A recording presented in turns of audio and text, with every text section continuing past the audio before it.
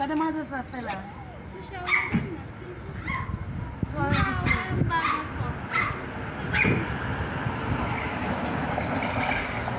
Men sa m fwa pa touche.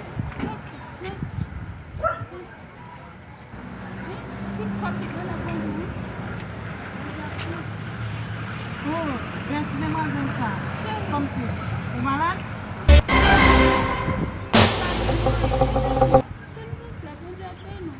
Mba gen wèm pou mède, men nou gomod nou pren pretext nou malade, nou pose nou malade nak mande kay ba vwe. Où ça me fait tout, chérie? Pou sa fèt? Où ça me fait? Nou fète bon de in kompasyon, li gen pou chakite di fète gen ou. Oh, Mwen men merci sa m un fokane. peu. Non, merci, chérie. Ou pa bezè kieto chèr, mba fèl Bon pou. Dieu, appelle-nous. Mais ok, d'accord. Merci.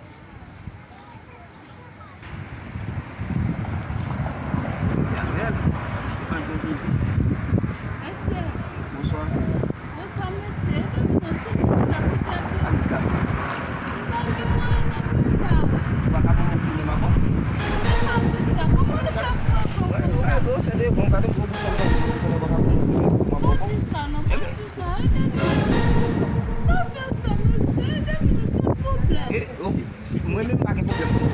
Wap bam, ma bou. Pourquoi me parler?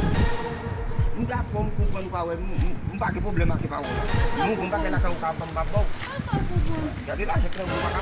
Non, pas faire ça, pas faire ça. Bam koune. Wap moun koune. Pas capable, monsieur. E de kaka jekre moun bon, mwen bel ti moun tan kou, gade ou bien fort, bien grâce à fort pa ka pou mwen bagay. On t'a qu'à nous place, nous tout.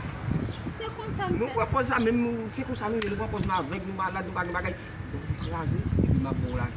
Bon Dieu, appelle. Bon Dieu, appelle. Monsieur, ça comme madame Goutalong, là, nous fout notre allée. Mwen de ba ou Fout notre allée, monsieur. Wap mwen de gen Lambert. koko nan moun do, wap le ba moun do. Hey, hey, hey,